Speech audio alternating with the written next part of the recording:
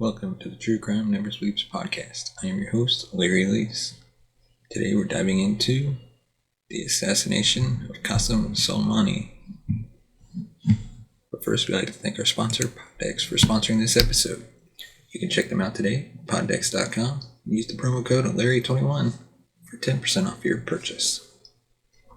Before we dive into our main topic, we'd also like to remind you that you can support the show by buying us a coffee at buymeacoffee.com/TCNS. And now on to our main topic, the assassination of Iranian General Qassem Soleimani. The modern Middle East has seen a number of occasions in which the assassination of high-level government and military figures was attempted or at least considered. Such instances include U.S. decapitation strike air raids targeting Libyan leader Muammar Gaddafi in 1986, and Iraqi leader Saddam Hussein in 1991, 1998, and 2003. In addition to killings of non-state terrorist leaders such as Anwar al-Awlaki, apologize for butchering his name, and Abu Bakr al-Baghdadi, governments conducting assassinations of foreign leaders and officials was largely frowned upon in prior centuries, but that norm has been weakening over time, especially since World War II. The effectiveness of anti-terrorist leadership targeting has become a subject of scholarly debate, especially with regard to whether such killings are actually beneficial to a country's foreign policy goal. In the wake of the strike against Soleimani, both the topic of further eroding norms and questions regarding effectiveness were raised. The costs and benefits of foreign policy assassinations are difficult to compute, and decisions to go ahead with such actions often reflect the vague and not always realized hope that any successor to the targeted person will be less capable against or will embody policies more favorable towards the country taking the action. In 2014, the U.S. intervened in Iraq as part of Operation Inherent Resolve, an American-led mission to fight the Islamic State of Iraq and the Levant, a terror organization, and have been training and operating alongside Iraqi forces as part of the anti-ISIL coalition. In 2017, ISIL forces in Iraq were largely defeated amidst a civil war, with the help of primarily Iran-backed Shia militias. The Popular Mobilization Forces, reporting to the Iraqi Prime Minister since 2016, and the U.S.-backed Iraqi Armed Forces. Concerning the provisional nuclear deal with Iran, some critics of the treaty argue that Iran could make a nuclear bomb after the expiry of the limited-term nuclear deal. U.S. President Donald Trump criticized the 15-year nuclear deal with Iran, particularly the Obama administration's debt clearance of $1.7 billion to Iran. Tensions rose between Iran and the U.S. in 2018 after Trump unilaterally withdrew from the 2015 nuclear deal and reimposed sanctions against Iran, which severely impacted Iran's economy as a part of his administration's strategy of applying maximum pressure against Iran for the purpose of establishing a new nuclear deal. I'm going to butcher this name as well. The Quds Force, which Qassem Soleimani led, has been designated a terrorist organization by Canada, Saudi Arabia, Bahrain, and the U.S. Soleimani himself was sanctioned by the UN and the European Union and was on U.S. terror watch lists. Abu Mahdi al-Muhandis was designated a terrorist by the U.S. in 2009.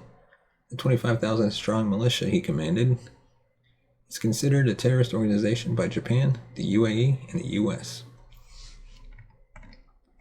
General Qassem Soleimani was considered the second most powerful person in Iran, behind Iran's supreme leader, Ayatollah Ali Khamenei, and in his later years enjoyed a near unassailable heroic status, especially with supporters of Tehran's hardline politics.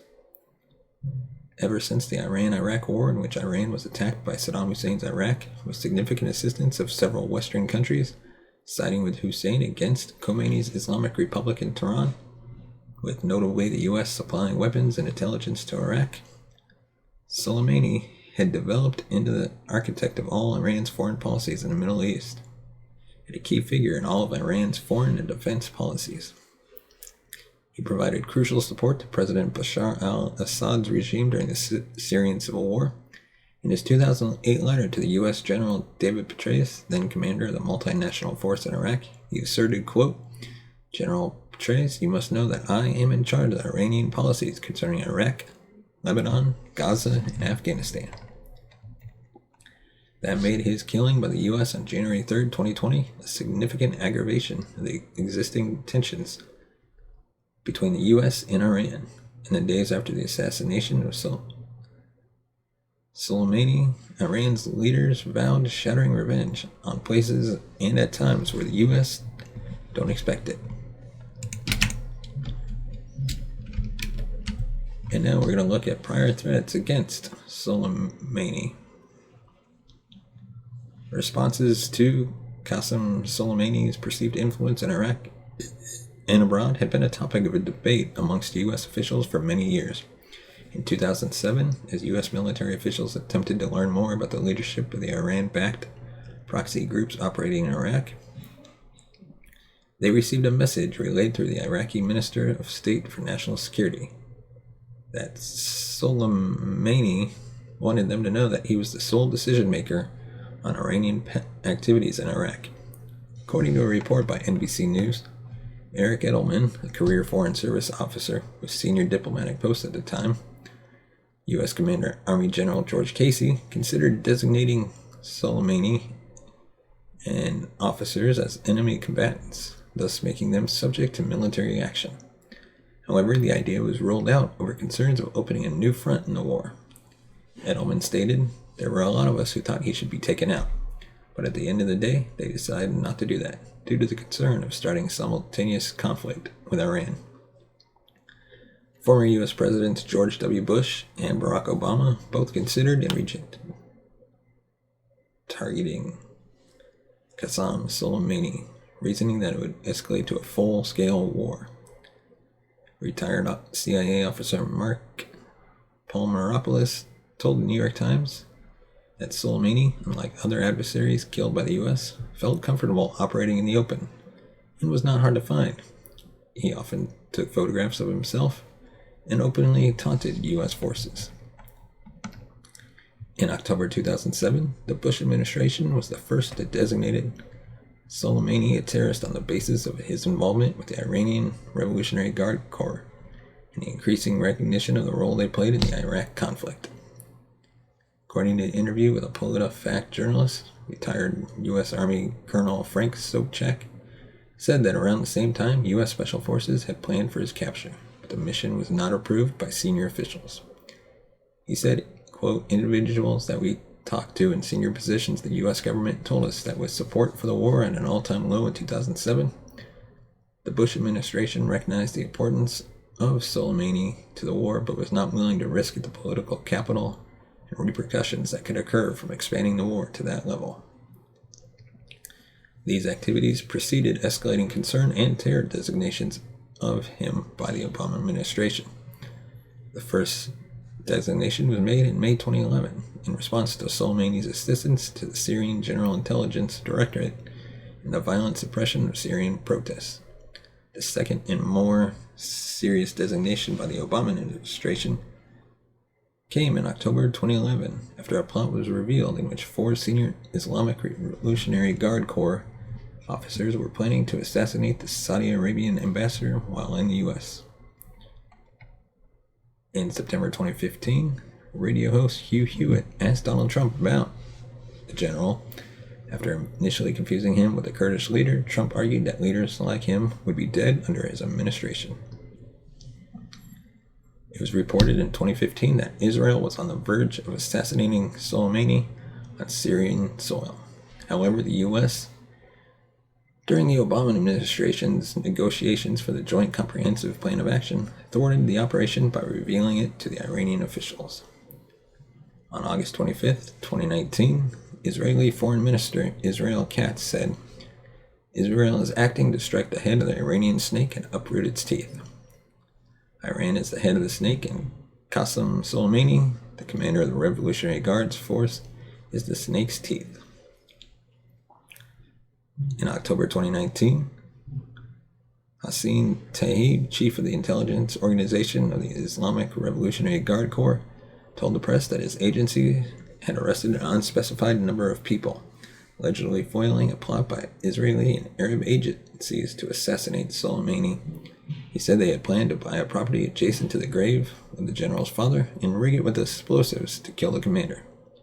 He added the way of the assassination would have appeared as part of an internal Iranian power struggle to trigger a religious war inside Iran. Yossi Cohen, chief of the Israeli Foreign Intelligence Agency, Mossad, said in response, Soleimani knows that his assassination is not impossible. On January 2nd, 2020, New York Times author Stephen Simon wrote in a comment, "What if the former commander of Iran's Revolutionary Guard visits Baghdad for a meeting and you know the address? There will be many temptations to use hypersonic missiles." Then, on January 3rd, 2020, at 12:32 a.m. local time, Soleimani's Airbus A320 plane arrived at Baghdad International Airport from Damascus International Airport after being delayed for 2 hours for unknown reasons. An MQ-9 Reaper drone of the U.S. Air Force and other military aircraft loitered above the area as the general and other pro-Iranian paramilitary figures, including Abu Mahdi al-Muhandis, a U.S. designated terrorist, entered a Toyota Avalon and Hyundai Starex and departed the airport towards downtown Baghdad. At 12:47 a.m., the Reaper drone launched several missiles, striking the convoy on an access road as it departed the airport, engulfing the 2 cars in flames and killing 10 people. As news of the event broke, the Department of Defense issued a statement which said that the strike was carried out at the direction of the president and was meant to deter future attacks. Trump asserted that the general had been planning further attacks on American diplomats and military personnel and had approved the attack on the American embassy in Baghdad. According to Saudi-based Arab News, the drone that struck Soleimani's convoy had been launched from the airbase in Qatar and was controlled remotely by operators at the Creech Air Force Base. A statement by the Air Force of the Iran's Islamic Revolutionary Guard Corps stated that Ali al-Salim Air Base in Kuwait participated, among other bases in the region, in the operation that was executed near Baghdad airport recently. Kuwait summoned the Iranian ambassador to Kuwait over the statement and expressed Kuwait's resentment and categorical denial of such a statement. According to Ahmed al-Assadi, a member of the Iraqi parliament, the drones were 3 American UAVs that took off from the military base of Ain al-Assad and flew in the sky of Baghdad for 20 hours. Then came back directly to the Ain al-Assad base after carrying out the assassination operation. As DNA results were still pending regarding the identification of those killed, a senior Pentagon official said there was high probability that Soleimani would be identified. His body was identified using a ring that he was known for wearing. Assadi, a spokesman for the Popular Mobilization Forces, confirmed the death of Soleimani and Mohandas. According to Ayatollah Ali Sistani's office, the casualties included several commanders who defeated Islamic State terrorists.